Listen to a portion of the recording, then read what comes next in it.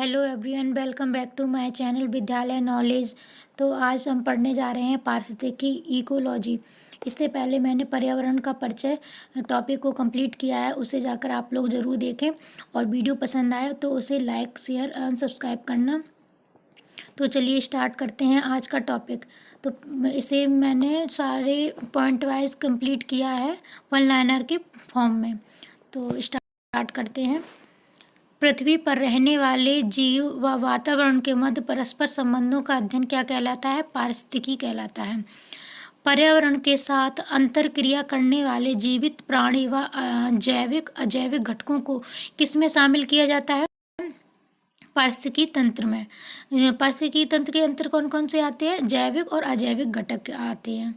जैविक घटक कौन से कहलाते हैं? जैविक घटक होते हैं जिनमें जीवन पाया जाता है, जैसे पेड़ पौधे, मानव। और अजैविक घटक जो हमारे आसपास हैं, जिनमें जो सांस नहीं ले सकते हैं, जैसे कि सूर्य, वायु, नदी, तालाब आदि आते हैं। तो तीसरा पॉइंट है, पारिस्थितिकी तंत्र वह तंत्र है जिसमें जैविक व अजैविक घटकों में अंतर संबंध होते हैं। पारिस्थितिकी तंत्र या पारितंत्र कहलाता है। यह किसने कहा था? टांसले ने कहा था। चौथा पॉइंट है, सर्वप्रथम पारिस्थितिकी शब्द किसने दिया था? अर्नेस्ट हैकल ने।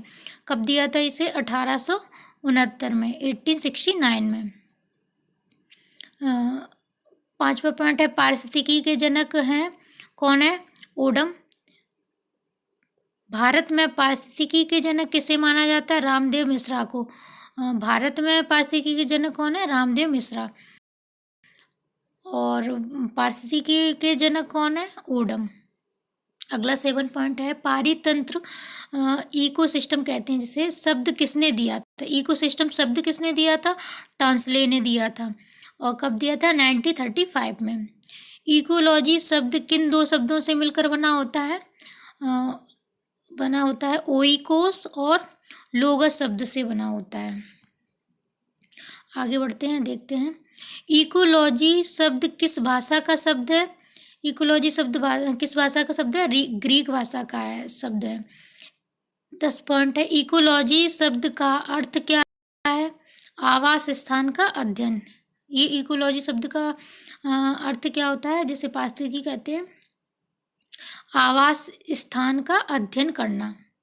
इको मतलब कि आवास स्थान, आसपास का वातावरण, और लॉजी मतलब होता है अध्ययन करना, उसके बारे में जानना। आगे अगला पॉइंट है 11 नंबर, पारिस्थितिकी संगठन के स्तर कौन से हैं?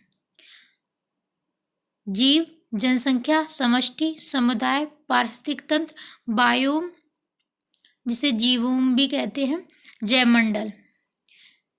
ये पारिस्थितिकी के क्या है? संगठन है। इसके बारे में आगे हम पढ़ेंगे डिटेल में।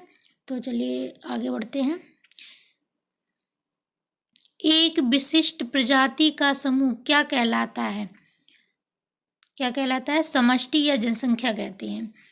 13 पॉइंट है, किसी क्षेत्र में विभिन्न प्रजाति के समूह को क्या कहते हैं? समुदाय कहते हैं।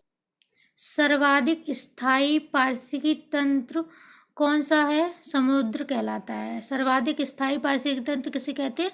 समुद्र को कहते हैं, जो महासागर होता है। ठीक है, आगे बढ़ते हैं। पारिस्थितिकी का शत्रु किसे कहते हैं? यूकेलिप्टस या सफेदा, जो कहाँ पाया जाता है? ऑस्ट्रेलिया में पाया जाता है। आपने देखा होगा लंबे लंबे जो पेड़ होते हैं, उनकी जो लकड़ी होती है वो सफ़ेद रंग की होती है, उसे क्या कहते हैं? यूकेलिप्टस कहते हैं। यह क्या होता है? पारिस्थितिकी का शत्रु कहते हैं इसे। अगला पॉइंट है 16 नंबर, पारिस्थितिकी तंत्र की ऊर्जा का प्रमुख स्रोत किसे माना जाता है? सूर्य का प्रकाश। ठीक है, ऊर्जा का स्रोत किसे माना गया है? सूर्य का प्रकाश। अगला 17 पॉइंट है, 17 नंबर पॉइंट है, पारिस्थितिक तंत्र में तत्वों के चक्रण को क्या कहते हैं? पारिस्थितिकी तंत्र में तत्वों के चक्रण को क्या कहते हैं? जैव भू रासायनिक चक्र। ये सारे जो पॉइंट दिए गए हैं ये बहुत ही इम्पोर्टेंट हैं, इसलिए इसे ध्यान से पढ़ना, और इसमें ये आपका पारिस्थितिकी का पूरा कंप्लीट हो जाएगा। चलिए आगे बढ़ते हैं। समुद्री वातावरण में कौन से जीव मुख्य प्राथमिक उत्पादक होते हैं? तो मुख्य प्राथमिक उत्पादक होते हैं कौन से? फाइटोप्लैंक्टन कहते हैं। जैसे आगे बढ़ते हैं, किस पारिस्थितिक तंत्र का जैव भार, बायोमास कहते हैं, अधिक होता है?